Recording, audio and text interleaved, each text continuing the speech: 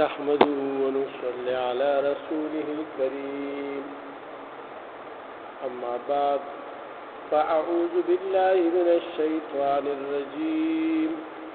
بسم الله الرحمن الرحيم يوصيكم الله في أولادكم للذكر مثل حظ الأنثيين فإن كن نساء فوق اثنتين فلهن ثلثا ما ترك وإن كانت واحدة فلها النصف ولأبويه لكل واحد منهما السدس مما ترك إن كان له ولد فإن لم يكن له ولد وورثه فأبواه فلأمه الثلث فإن كان له إخوة فلأمه السدس من بعد وصية يوصي بها أو دين آباؤكم وأبناؤكم لا تدرون أيهم أقرب لكم نفعا فريضة من الله إن الله كان عليما حكيما صدق الله العظيم.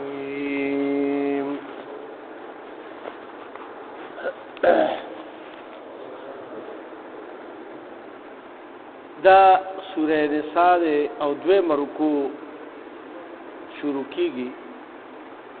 د دې نه مخکې مونږه د ښځو د یتیمانو او د دوی په باره کې ډېر احکامات په دغه لومبۍ رکو کې بیان شو.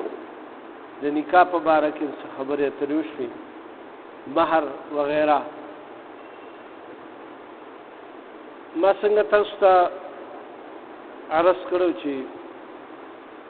الله سبحانه وتعالی د هغې بیبي په باره کې چې کوم د هغې خاوند په جنګ احد کې شهید شوی او دوه لوڼه چې یتیمانان یې پاتې شوي او هغه کونډه شوې وه او د هغه ترونو تربورانو د هغوی په مال جایداد باندې قبضه وکړه، ځکه چې د مخکې نه دا خبره را روانه وه د کافرانو په دغه کې چې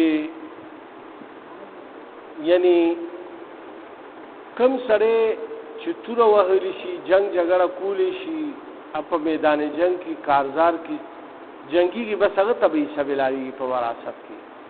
نه د مور حصه وه، نه د ښځې حصه وه، نه د جینکو حصه وه. لہذا هغوی بې اثرې پاتې شو چې رسول الله صلی الله علیه وسلم په مدینه منوره کې یو خوا ته روان و. هغه بیبي راغه او فریاد یې وکړو. چې فریاد یې وکړو نو رسول الله صلی الله علیه وسلم هغې ته هغه وخت کې غږ ونه کړو چې یاره څه کول پکار دي، ولې چې د الله طرف نه لا حکم نو راغلی. بس ورته یې بیبي ته د الله د حکم انتظار کو چې الله ستا په باره کې څه حکم رالیږي. چې څنګه دا آیاتونه نازل شو نو الله پاک یعنی دا حکمونه راولېږل او رسول الله صلی الله علیه وسلم هغه بیبي ته او د هغې هغه خاوند هغه چې چاته مال قبضه کړی هغه ترونه وغیره هغې راوغوښتل او دا آیات یې ورته سنه وکړو چې الله سبحانه وتعالی مطلب دا دی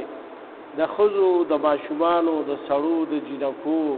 د مور، د پلار هر قسم حصې په دې کې بیان شوي دي او یعنی مطلب دې مطابق په وراثت کې دی لا برخه ورکوي. لہذا هغه فرمان برداره صحابه مخې سره چې څنګه رسول الله صلی الله علیه وسلم دا آیات سنه وکړو هغوی ول خپله برخه ورکړه او چې څه د هغې کې دا هغوی ته پاتې شوه. دې کې الله پاک فرمایي یوصیکم الله، نصیحت کوي الله پاک تاسو ته، یعنی هدایت کوي تاسو ته فی اولادکم، ستاسو د اولاد په باره کې للذکر مثل حظ الانثیین چې سړی برابر دی په حصہ کې د دوه ښځو، یعنی یو سړی چې دی نو هغه به د دوه ښځو برابر یعنی هغه ته به حصہ ملاویږي. فإن كن نساء او کله چا لکه کله یو سړی وفات شو او د هغه زامن او لوړه بل ګډوډ وي نو دو جنکو ته چې کومه حصہ ملایږي د هغې دواړو برابر به یو الګ ته ملاویږي. بیا الله پاک فرمایي فإن كن نساء که چېرې وي دا وارثان ټولې جنکې یعنی ښځې وي فوق اثنتین، خو لیکن دا ښځې د دوی یا د دوه نه زیاتې وي فلهن ثلث ما ترک، نو دی د پاره مال به درې حصې شي نو هغه دوه حصې به دی ته ملاویږي، یو حصه به بیا په نورو وارثانو تقسیمېږي. یعنی مطلب دا دی چې 3 روپۍ دي نو دا 2 روپۍ به چې کوم دی نو دا به دې جنکو ته ملاو شي، ځکه چې دا 2 کسانې یا د 2 نه زیاتې دي. هر څومره چې بیا زیاتې دي هغې کې حد نشته، خو چې 2 دي که نه نو هغې ته به دا 2 ملاویږي، 1 روپۍ به بیا په تربورانو وغیره کې تقسیمېږي. ذاتی وراثت الله پاک بیانوي. نه نه دا جنگ نه کړه، بس دا خو مجموعي طور باندې ټول مسلمانانو لپاره یو حکم نازل شو. کوم حکم چې نازل شو که نه دا حکم خو د مسلمانانو لپاره تر قیامته پورې دی که نه. دا خو مطلب دا دی چې حصې مقرر شوې، الله پاک قصه اوس بیانوي که نه، وګوره حصې بیانوي چې څونه حصه به خلکو ته ملاوي. الله پاک اولو فرمایل چې که چېرې هلکان او جنکې ګډې وډې وي نو هلک ته به د 2 جنکو برابر ملاوي. دویم صورت دا دی که چېرې تشې جنکې وي نو که چېرې د 2 وي یا د 2 نه زیاتې وي هلکان پکې نشته نو دی ته به د ټول مال 3 حصې به شي نو 2 حصې به دی ته ملاویږي، یو حصه به بیا په نورو وارثانو تقسیمېږي. اوس الله پاک بل صورت بیانوي وإن كانت او که چېرې وي دغه جنۍ واحدة یوازې فلها النصف، نو به دې ته بیا نیم مال ملاویږي. مثال 2 لک روپۍ دي 1 لک روپۍ به دې ته ملاویږي، 1 لک به په ورثاو کې تقسیمېږي. او که چېرې د 2 وي جنکې یا د 2 نه زیاتې وي نو بیا 3 لک روپۍ دي نو 2 لک به دی باندې تقسیم شي، 1 لک به بیا په نورو کې تقسیمېږي. داسې اوس الله پاک ځکه چې هلک پکې نشته، که چېرې هلک پکې وي بس بیا خو ټوله بیا خو ټوله رساوټ دي، بس بیا خو د هلک چې وشو نو بس که یو هلک هم وي هغه ته هم ټول جایداد ملاوي. دلته کې الله پاک فرمایي اوس دې نه پس الله پاک فرمایي ولأبویه، اوس په دې حالت کې که چېرې د دې هلک یا سړي پلار مور ژوندي وي، پلار مور یې دغلته ژوندي دي او د ده نه ښځه او بچي هم پاتې شوي دي نو بیا به څه صورت وي ولأبویه لكل واحد منهما السدس، مور او پلار چې دواړه ژوندي وي نو دواړو ته به 6مه حصه د مال ملاویږي. یعنی د ده اولاد هم شته، زامن هم شته، لوڼه هم شته، ښځه هم شته، خو مور او پلار هم ژوندي دي نو پلار ته به 6مه حصه د مال ملاویږي. لکه 6 لک روپۍ دي نو 1 لک به پلار ته ملاویږي او 1 لک به مور ته ملاوي شي، باقي 4 لک روپۍ پاتې شوي. دغه 4 لک به بیا په ښځه او په بچو تقسیمېږي. دا 6مه حصه داسې شوه. 6 لک روپۍ دي، 6 لکو کې 1 لک روپۍ به مطلب مور ته ملاوي شي، 1 لک به ښځې پلار ته ملاوي شي، دا 4 لک به په ښځې او په بچو کې تقسیمېږي. بیا الله پاک فرمایي چې مما ترک ان کان له ولد، او د هغه دغه نه که چېرې وي د ده دپاره زوی، یعنی یو زوی دی مثال، نو بس بیا خو مطلب دا دی چې به د مور او پلار حصه په هر حال په هر صورت کې شته، 6مه حصه ده د مور او پلار حصه په هر صورت کې شته. لہذا د دې لپاره دا فرمایي فإن لم يكن له ولد، او که چېرې د ده دپاره څه زوی نه وي وورثه ابواه نو بیا به د وارثان سوکي مور او پلار به فلأمه الثلث نو د مور د پاره بیا درې به شي او فإن كان له إخوة فلأمه السدس او که چېرې د پاره رونه او خویندې وي نو بیا به د مرتبه عمره شپږم حصہ ملاويږي من بعد وصیت یوصي بها او دین او پس د دینه چې کوم وصیت هغه کړی وي یا هغه باندې قرض وي نو دا احکام به پوره کیږي دې کې اوس بل خبره راغله په هغه باندې ځان په اول پکار دي هغه دا خبره را چې یعنی مطلب دا الله پاک دا فرمایل چې شریف فرض کړه د پاره اولاد وی وارثان نو بیا به خو بس دغه شپږم حصہ شوه د مور او پلار که چېرې اولاد یې نه وي زوی یې نشته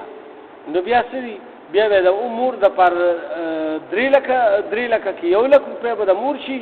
بقایه به د پلار شي بقایه به د چا شي 2 لکه به د پلار شي د مور حصہ زیاته شوه خو ولې د پلار حصہ بیا هم پکې د هغې نه هم زیاته شوه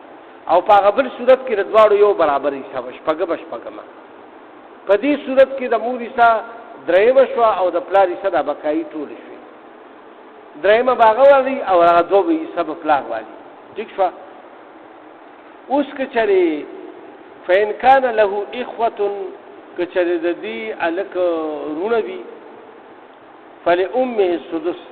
یعنی رونه خویندې وي نو بیا به څه چېرې بیا به مور ته هماغه شپږم حصہ ملاوي بیا به ورته شپږم حصہ ملاوي بیا به درېم حصہ دې ته نه ملاوي او که واده نو کړی مثال او دغه نو بس بیا په مور او پلار باندې تقسیمي تاسو پېښې کنه او دا سې چې کوم پاتې شو نو بیا به دغه یعنی د پپلار او په دې رونو باندې به تقسیمي و دغه پپلار ته ټول بیا ملاوي ورونو ته به هم نه ملاوي چې پلار ژوند دی وي واو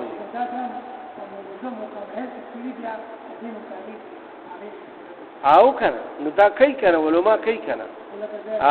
اوس الله پاک فرمایي من بعد وصیت یوصي بها او دین دې کې یو اخیری خبره چې الله پاک موکا نو پس د دینه چې کوم وصیت کړی شوی دی د مرید طرف نه چې زمانه طرف نه 1 لک روپۍ په مدرسو کې ورکړي نو دا 1 لک په تر سر دم چت شي یې هغه سبل سو وراثت لپاره چا د پاره ویلي دي خو وراثت کې چې کوم خلک شریک دي دای د لپاره وصیت نه کوي مثال د یو سړي څلور ځامن دي یو الکه زیات خدمت وکړي نو دې داغه لپاره وصیت نشي کولای چې یره دله پکې ولک په سیوا ورکړي د خپل برخینه نه کدی خدمت کړي دی او کنه کړي دی بس په ځامنو کې بس ټول سبا یو شانتي سملاوي او ټول جنکو ته یو شانتي سملاوي آگ ماگ نشتا کنه په دغه کې آگ نشتا نو دلته کې الله پاک فرمایل چې پس د دینه هغه به الله پاک د آگ کې خلک څه کوي دا اسی کار دی چې یو ولک د خدای نافرمانه شو هغه د الله پاک نافرمانی کوي نو د مور او پلار نافرمانی کوي او چې د مور او پلار نافرمانی کوي نو خدای پاک ونه سزا ورکوي خدای یې نه نشي محروم کولی چې ته مړ شې بس بیا هغې ادارې څه پتا په دې کې حق شو اوس پېښې نو دلته کې الله پاک فرمایي نو کوم چې وصیت هغه کړي ډېر خلک ورې وصیت دلته کې د دین نه مخکې وصیت الله پاک ذکر فرمایلو د هغې وجه دا ده چې وصیت چې کوم دی نو دا ډېر خلک نه پوره کوي وایي مړه په خپله بیا ورکولې که نه زمونږ څه کار چې ولې چې بیا هغه ډېرو پیسو ته هغه زړه نه نیسي لکه 1 کروڑ روپۍ د سړي نه پاتې شوي او هغه وصیت کړي وي په 3 حصه کې هغه وصیت کولی شي د نیم نشي کولی د ټول مال نشي کولی خو د 3 حصې پورې رسول الله صلی الله علیه وسلم اجازت ورکړی چې د وصیت کولی شي نو 3 حصه د 1 کروڑ روپۍ چې 33 लाख روپۍ راغی نو 33 लाख روپۍ بیا ځامن ورکوي چې هغه وایي چې جومات کې ورکوي مدرسو له ورکوي یا چاله ورکوي نو تاسو ته دا خبره کوم نو الله پاک دلته کې د وصیت ذکر د دې لپاره مخکې فرمایلو او بیا فرمایل بها او دین او یا که پاغه باندې څه قرضوي نو اول به هغه ادا کیږي علماء دا لیکلي دي چې چېرې فرض کړه یو سړی نه دومره پیسې پاتې شوي چې دا هغه پکې صرف قرضه ادا شوه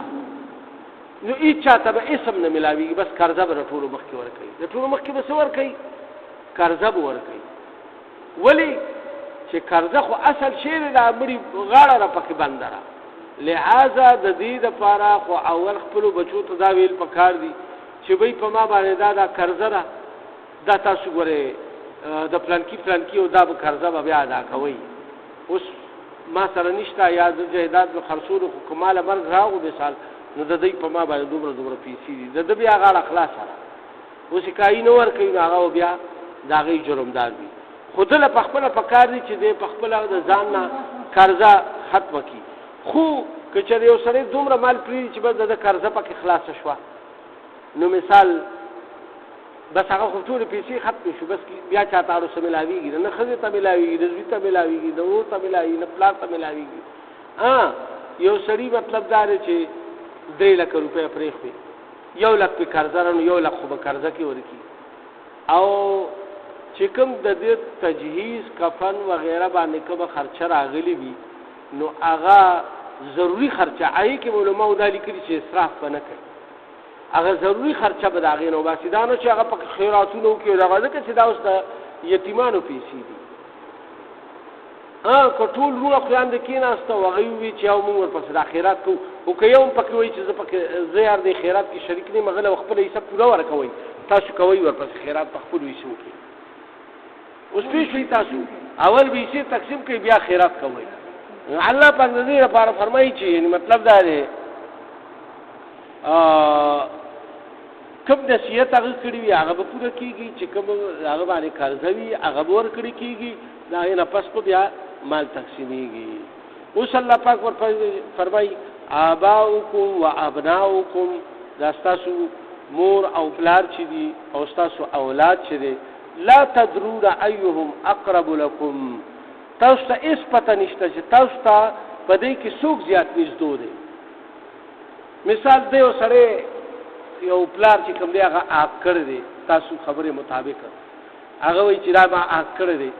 په منځ کې توبه وباسي او الله پاک د هغه بخشش وکړي او هغه مور او پلار دپاره داسې مغفرت او طوافونه وکړي هلته حج له لاړ شي عمرې وکړي د خدای په نوم پیسې ورکوي د دوی په نوم ثوابونه ورکوي او ختمونه کوي نفلونه کوي نو دا خو پته نه لګي چې ګوره انسان څه وخت کې خدای پاک هدایت چاته کوي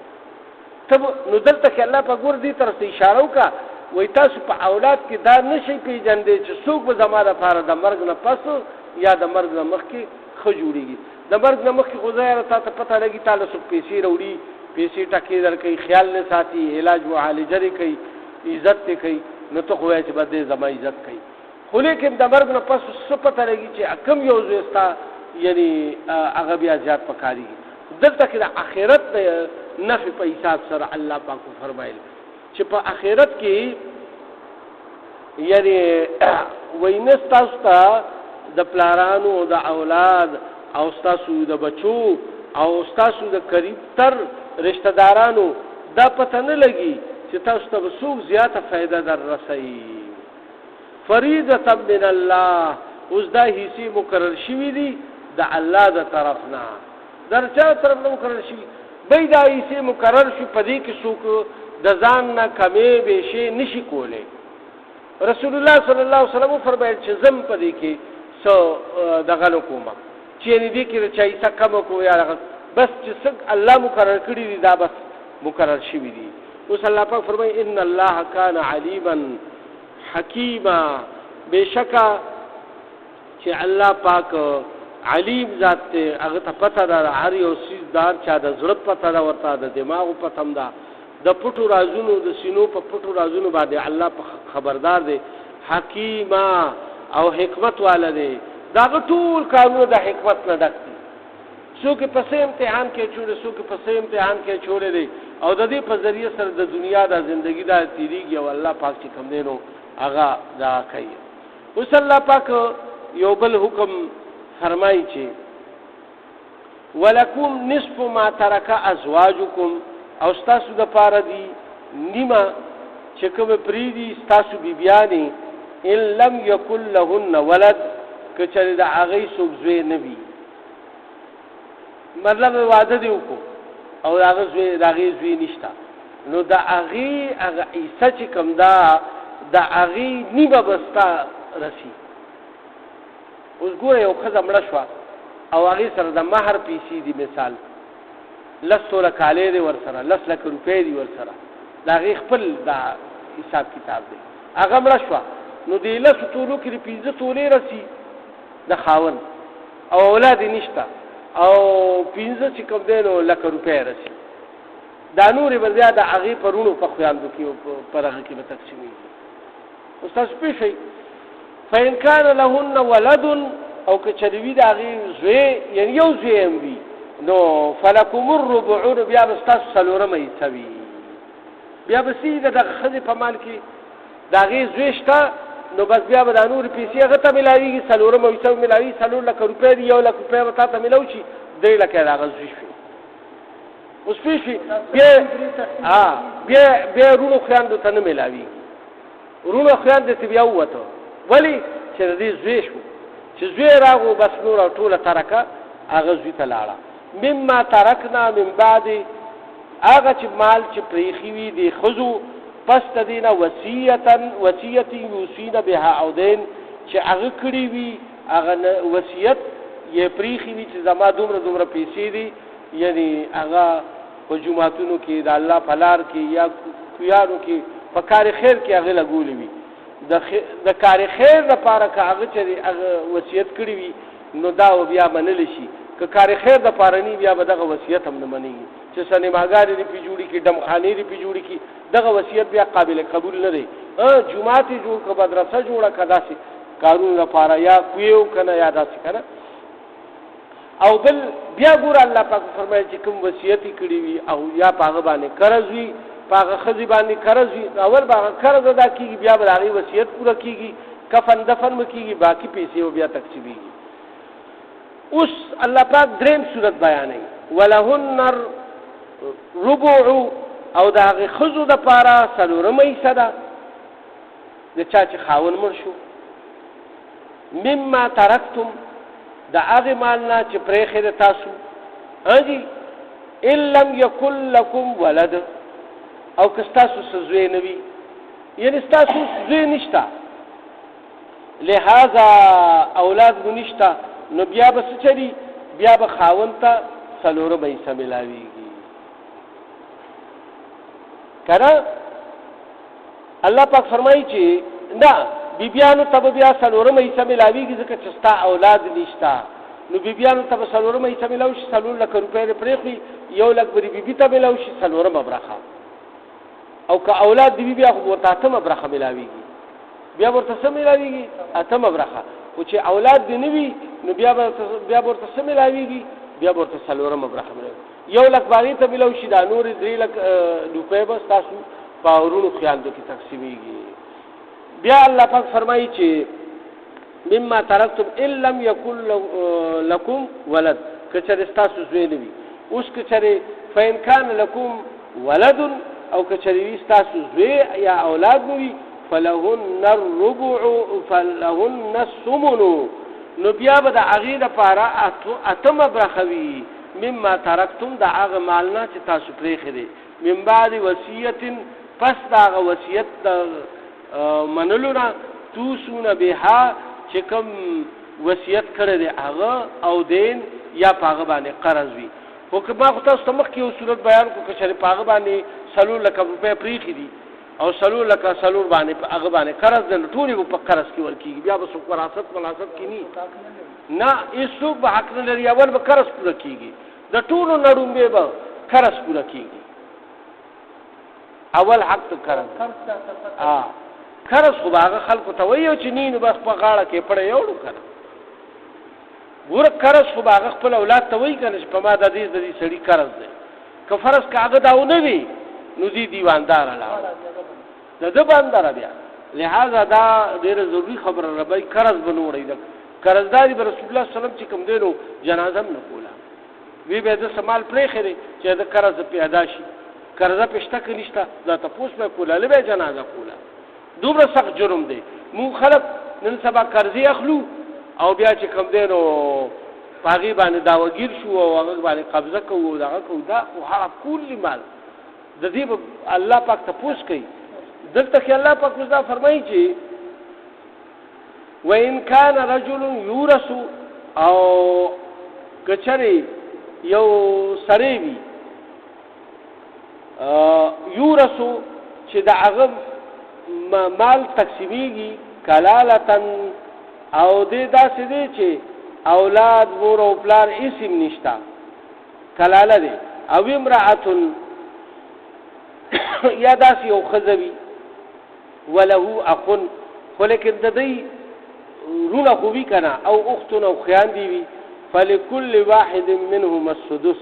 نو بس دی کې به هر یو ته چې کوم دینو شپږمه حصہ ملاويږي هر یو کس ته رور خور ته شپږمه حصہ ملاويږي فإن كانوا اکثر من ذلك پس کچریوی د غرونه او خیان دی د یو نه زیات فهم شرکاء فی الثلث نو دایو ټول شریکان وی په درې پدریو کې د دوی سو پدریو کې د دوی سو من بعد وصیت یوصى بها ودین ګور الله پاک بار بار دا خبره کوي چې پس د وصیت او د قرض ادا کولو نه پس د وصیت پوره کولو نه او د قرض ادا کولو نه پس به بیا دا تقسیم د مال کیږي غیر مدوار په شرط دی چې وصیت کې ضرر اون رسوي دا وصیت کوم کی وصیت من الله دا وصیت د الله تر طرف نه چې هغه دا نو وی چې را دما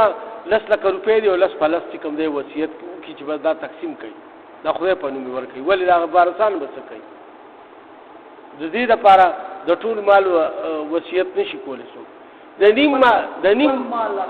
نیم مالم نشي کولای د درې می سي کولی شي د دې لپاره الله په فرمایي چې دا حکم دی دا الله د طرف نه والله علیم حلیم او الله پاک چې کوم دی نو هغه خبردار دی او هغه بردبار دی هغه د هر چا په خبرو په زړونو په دماغونو باندې خبردار دی خو اگر چاته صبر کوي چې څوک زیاته کوي یا کمې کوي یا څه کوي تلک حدود الله دا حدونه دی د الله پاک ومن يطع الله ورسوله او څوک چې تابعداري کوي د الله او د رسول يدخله جنات تجري نو هغه به داخل شي په داسې جنتونو کې چې بهيږي به من تحتها الانهار لاندې د بنگلو د ونو د هغې د لاندې نهرونه خالدین فيها او دای په دې کې همیشه وي وذالک الفوز العظیم او دا ډیر لویه کامیابی ده یعنی دې حکومت باندې چې چا عمل کو د الله نو یریدو او د رسول الله صلی الله علیه وسلم تابعداري وکړه چې څنګه هغه فرمایلی دي یې مقرر کړی دی الله پاک او بیا رسول الله صلی الله علیه وسلم په خپل ژوندۍ کې جاری کړی دي د دې تابعداري وکړه مکمل نو دای ته بیا جنتونه ملاويږي چې پای کې ونهرونه وي باغونه وي او خوشاله وي او دا وی الله پاک فرمایي چې څوک جنت ته داخل شو نو دا عظیمه کامیابی ده ته ملاو شو وصلی الله پاک فرمایي ومن يعص الله ورسوله او کچا حکم مات کو نافرمانی وکچا د الله او د رسول یعنی په دې هیڅو کې ګړبړو کو یا په وصیت منلو کې چا ګړبړو کو یا قرض ادا کولو کې چا ګړبړو کو کله او یا یو بل لیسی کمی راکوي کې پس طریقه باندې نو دا نافرمانی شو نو ويتعد حدود الله نو د تجاوز کو زیاتواله کو په حدودو د الله کې یعنی چې کوم الله حدود مقرر کړی د هغه نه زیاته کو يدخله نارا نو دې په جواب کې الله پاک څه چلو کې دې به داخل کې په اور کې خالدن فيها چې همیشه به پکې پروت وي وله عذاب الیم او وله عذاب مهین او د دې لپاره به عذاب رسوا کون کی وي الله پاک ولدا خالدن فيها علم کې خالدین فيها د کفارو لپاره راغلي خو چې چا د الله نه فرمایي وکړه کنه نو د لپاره خالدین فيها لکه په زرګونو لکونو کاله کروڑونو کاله به چې په ملیونونو کاله باندې چې کوم دی په جهنم کې سوتي چرته بیا به د کریمې په برکت الله پاک رو باسي. نو د خدای بندیانو د دنیا دا شپېته او یا کاله زندگی ده او په دې کې دغه لسته کاله اخیری چې کوم دی دا یا خوشاله وي یا ونی او په دې کې موږ د دې لپاره رادونه یعنی د الله حکمونه ماته او د رسول الله صلی الله علیه وسلم په طریقو باندې عمل نکو نو دا زموږ څومره نقصان دی. لہذا د دینه مو الله پاک وساتي، الله پاک موږ ټول په دې باندې عمل کولو توفیق راکړي. یا الله په دې کې زموږ څخه کبیر زیاتې شي وي هغه راته معافي وکړي، زموږ د انا په خپل درگاه قبول او منظور کړي. داسې کارونه رانوالي چې تاسو د رضا او د لقاء او د قرب سبب جوړ شي. دار قسم بیمارونه ما او زمادارونه ټول او ټول مومنان مسلمانان څوک په کورونو هسپتالونو کې بیماران شفایاب کړي، څوک قرضداران دی الله د قرضونو اخلاص کړي. یا الله چې څوک د چا د رزق مسلې د حق والا د رزق فراغ سبب وکړي، څوک په څه قسم تکلیف او فتونو کې دغه تکلیفونه او فتونه ته لري کې زموږ پلاران دي کیان تر اوسه پورې څونه مومنان مسلمانان وفات شوي د ټولو مغفرت وکړي. په آخر کې به دا عظیم شانه کلمه نصیب کړي چې لا اله الا الله محمد رسول الله صلی الله علیه وسلم.